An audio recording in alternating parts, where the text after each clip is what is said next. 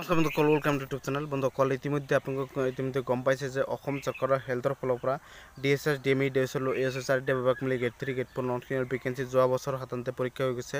কিন্তু যোৱা বছৰ সাধাৰণতে যিটো ছেকেণ্ড লিষ্ট দিব বুলি ভাবিছিলে, এই ছেকেণ্ড লিষ্টখন কিয় নিদিলে বন্ধুসকল? আৰু আপোনালোক হেল্থৰ ফালৰ পৰা 6000 পদ মুকলি হ'ল, ইতিমধ্যে হ'ব। আৰু আপোনালোকৰ ইতিমধ্যে হেল্থ মিনিষ্টাৰ ইতিমধ্যে স্বাস্থ্যমন্ত্ৰী কেশৱ মহন্তে ইতিমধ্যে ঘোষণা কৰিছে। আৰু আপোনালোকৰ সাধাৰণতে ভিডিঅ' ক্লিপটো যদি চাব বিচাৰে তেনেহ'লে ভিডিঅ' ক্লিপটো চাব পাৰে। বন্ধুসকল, হেল্থ মিনিষ্টাৰ ইতিমধ্যে ঘোষণা কৰিছে।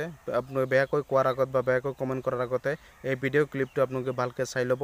আৰু মোৰ চেনেলটো ছাবস্ক্ৰাইব কৰি দিব। সকলোকে হাত জোৰ কৰি অনুৰোধ কৰিছোঁ, চেনেলটো ছাবস্ক্ৰাইব কৰি দিব আৰু এই ভিডিঅ' ক্লিপটো আপোনালোকে ভালকৈ চাই লওক। তেনেহ'লে আপোনালোকে ভালকৈ বুজি পাব যে বেলেগক বেয়াকৈ কোৱাৰ আগতে নিজে একবাৰ ভাবিব যে বেলেগত বেয়াকৈ নক'ব। আৰু মই সকলো আপডেট, সকলো জব ৰিলেটেড ভিডিঅ' দিম, চাওক।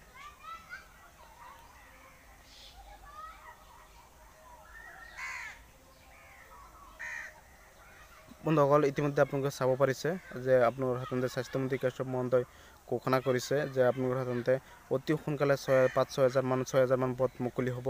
আৰু যোৱা বছৰ যিটো গেট 3, গেট 4 ভেকেঞ্চি 3,945টা পদ আছিল, এই 3,945টা ভেকেঞ্চি যিটো ছেকেণ্ড লিষ্টৰ বাবে সকলো আশা কৰিছিল বা ছেকেণ্ড লিষ্ট দিয়া কিয় নাছিল বন্ধুসকল, আপোনালোকে গম পালে যে নতুনকৈ আৰু পদ মুকলি হ'ব।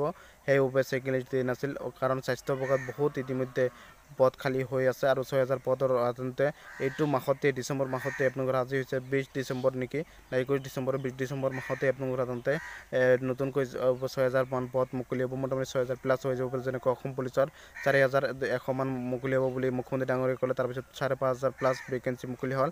এনেকৈ সাধাৰণতে এই স্বাস্থ্য বিভাগতো 6,000 কৈছে, মানে 7,000 মুকলি হৈ যাব পাৰে। অসমত যিমানকেইটা ইতিমধ্যে নতুনকৈ আৰু ভেকেঞ্চি কলেজ বনাইছে আৰু ভেকেঞ্চি মুকলি হোৱাৰ বহুত পদ খালী আছে, সকলো এইটো চৰকাৰে পূৰণ কৰিব। আৰু এইটো সাধাৰণতে নটিফিকেশ্যনটো আপোনালোকৰ এই ইলেকশ্যনৰ আগতে, লোকসভা ইলেকশ্যনৰ আগতে সাধাৰণতে সকলো এপ্লাই কমপ্লিট হৈ যাব। পৰীক্ষাসমূহ পিছতে হ'ব, ইলেকশ্যনৰ পিছতে হ'ব। আৰু ADR যিটো পৰীক্ষা হ'ব এইটো পিছতে হ'ব। কিন্তু আপোনালোকৰ যিটো যোৱা বছৰ যিটো DSS, DME, DSL, ASS চাৰিটা বিভাগ মিলি গেট 3, গেট 4 ননখিনিৰ ভেকেঞ্চি আছিল, এই গেট 3, গেট 4 ননখিনিৰ ভেকেঞ্চিৰ ছেকেণ্ড লিষ্টখন নিদিয়াৰ কাৰণ এইটোৱে আছিল যে অসম চৰকাৰৰ স্বাস্থ্য বিভাগত বহুত পদ খালী আছে, সেই পদৰ লগত নতুন পদ মুকলি হ'ব কাৰণে ছেকেণ্ড লিষ্ট দিয়া নাছিল। আৰু আপোনালোকৰ সাধাৰণতে ইতিমধ্যে আপোনালোকৰ প্ৰতিশ্ৰুতি হিচাপত স্বাস্থ্যমন্ত্ৰী কেশৱ মহন্তে ঘোষণা কৰিছে। আৰু আপোনালোকৰ সাধাৰণতে স্বাস্থ্য বিভাগত পদ মুকলি হ'ব। আৰু যোৱা বছৰত সেইবাবে ছেকেণ্ড লিষ্টখন দিয়া নহ'ল, আৰু ছেকেণ্ড লিষ্ট নিদিয়ে।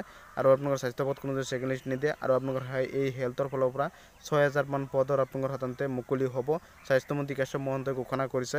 আৰু আপোনালোকে মোৰ চেনেলটো ছাবস্ক্ৰাইব কৰি দিব আৰু মোক বেয়াকৈ কমেণ্ট নকৰিব, কাৰণ হাজাৰৰ ভিতৰত সাধাৰণতে 1,000ৰ ভিতৰত সাধাৰণতে 999 জনে মোক ভালকৈ কমেণ্ট কৰি ভালকৈ ভিডিঅ' চাই, বা তেওঁলোকে ছাবস্ক্ৰাইব নকৰিলে ভিডিঅ' মোৰ চাই, তেওঁলোকে ছাপোৰ্ট কৰিছে, তেওঁলোকক মোৰ অন্তৰৰ ফালৰ পৰা ধন্যবাদ জ্ঞাপন কৰিছোঁ। যিসকলে চেনেলটো ছাবস্ক্ৰাইব কৰিছে তেওঁলোকক মোৰ অন্তৰৰ ফালৰ পৰা ধন্যবাদ জ্ঞাপন কৰিছোঁ। 100ৰ ভিতৰত 99% মোক ভালেই পায়, আৰু মোটামুটি 1%, 2-এজন ভাল বেয়া থাকে, কিন্তু তেওঁলোকক কৈছোঁ মোৰ ভিডিঅ' মোৰ চাব নালাগে। 2-এজন আছে, মাত্ৰ 2-এজন, সকলোকে মই কোৱা নাই, বেয়াকৈ কোৱা নাই, কাৰণ সকলোৱে মোৰ অন্তৰৰ পৰা ধন্যবাদ জ্ঞাপন কৰিছে। সকলোৱে মোক অন্তৰত থাকে বা অন্তৰৰ পৰা ধন্যবাদ জ্ঞাপন কৰিছোঁ, কাৰণ মোৰ ফেমিলি হয়, মোৰ ইউটিউব চেনেলৰ ফেমিলি হয়। আৰু মোটামুটি 2-এজন আছে, মই সাধাৰণতে ইতিমধ্যে নাম উচ্চাৰণ কৰি দিম, বেছিকৈ সাধাৰণতে উলট পালট কৰিলে কমেণ্ট বক্সত বন্ধুসকল।